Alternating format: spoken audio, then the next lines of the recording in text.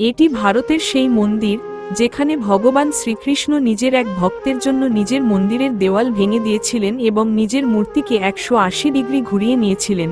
এই গল্পটি 16তম শতকের মহান কৃষ্ণভক্ত কনক দাসের। তিনি জন্মসূত্রে নিম্নবর্ণের ছিলেন, কিন্তু শ্রীকৃষ্ণের প্রতি তার ভক্তি ছিল অসীম। যখন তিনি বহু দূর পথ পাড়ি দিয়ে শ্রীকৃষ্ণের দর্শন করতে পৌঁছালেন, তখন সেই সময়ের পুরোহিতরা তাকে তার জাতির কারণে মন্দিরে প্রবেশ করতে বাধা দেয়, কিন্তু এই অপমান তার ভক্তিকে ভাঙতে পারেনি। কনক দাস মন্দিরের পেছনে চলে যান এবং ভক্তিতে নিজেকে হারিয়ে গান গাইতে থাকেন। তার আরতি এতটাই আন্তরিক ছিল যে গর্ভগৃহে বিরাজমান ভগবান শ্রীকৃষ্ণও নিজেকে থামাতে পারেননি।